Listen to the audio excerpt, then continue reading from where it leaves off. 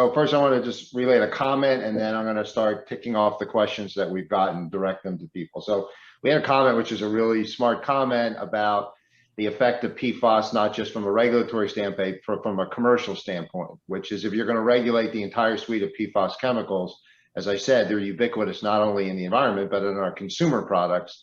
That's going to have a potentially profound economic impact in terms of manufacturing and the availability of certain consumer products. And that's a very good point. We talked about it from a liability regulatory standpoint, but there's an economic aspect of that. All right, so the first question, this is for Jill. It's increasingly clear that income level is not necessarily a proxy for race in terms of impacts from pollution. So do you think that the Biden administration would attempt to disengage or disaggregate those low-income populations from race in terms of their environmental justice initiatives? But the short answer is yes, but a way to look at it is, and as I said earlier, is to look what New Jersey is doing, because I think they're taking the lead in how EJ initiatives are going to be done. So when you look at the definition in New Jersey, and in New Jersey, they use the term overburdened community. And so there, it's either you're low income or minority, or actually it's also if you have limited English proficiency. So it's not and, you don't have to be low income and minority to be an overburdened community, it's an or. And so if 40% of the community is minority, or if it's a recognized tribe, that's viewed as triggering that process. And so these like EJ screening tools, they all allow you to do that. You can pick your factor that you want to look at. And so I do see it, that I think the reason the or is in there in New Jersey, and I think the Biden administration will do similar things, is that if it's just race, that still qualifies you for these initiatives. Jill, one other quick follow-up on environmental justice. Someone asked, they've heard the term environmental equity. Is that the same as environmental justice? Is that just another term? I think it's mostly synonymous. If anything, maybe environmental equity is a subset of environmental justice. I typically think of the term environmental equity as, again, is it, are you bearing the brunt of the pollution? And also, do you get the benefits, of environmental laws? I think environmental justice now is even broader than that when we start talking about climate resiliency and climate change.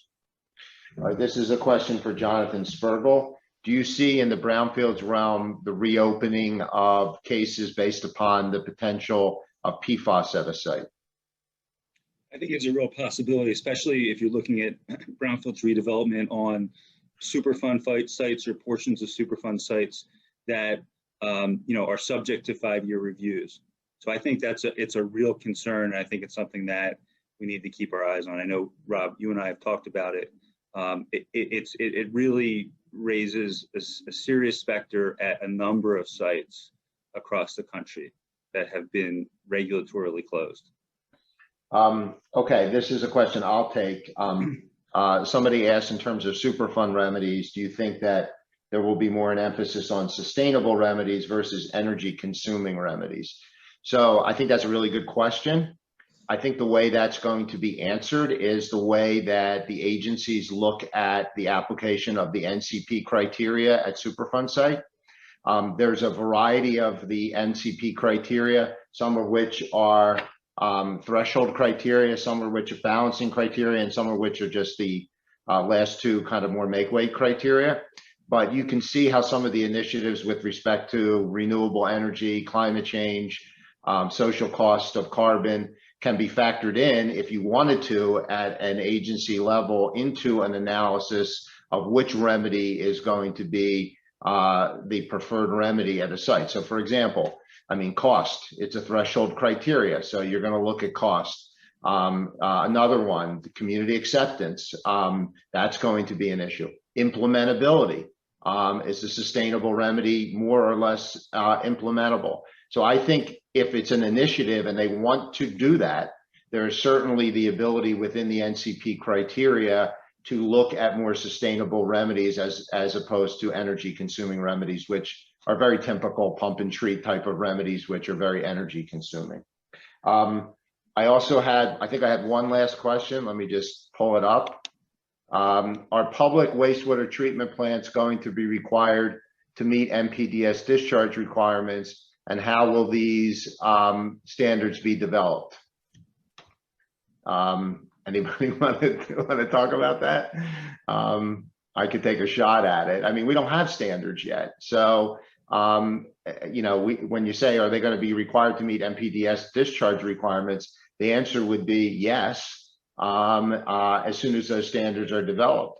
I think an even more critical issue is going to be whether there's pretreatment standards, because from a wastewater treatment plant perspective, they're going to want to make sure that what's being discharged into their wastewater treatment plant is pre-treated to deal with PFAS, because if not, they're going to bear the burden of costs in terms of their discharge to the receiving stream. And again, they're going to have to deal with the PFAS that's in their biosolids. And so I think, yes, everybody could be regulated, but I expect it, just like any other Clean Water Act issue, to go upstream to pretreatment to the industrial dischargers. I think that's all the questions that I have. All right. Well, I'd like to thank everybody for joining us this morning. We appreciate you being here with us.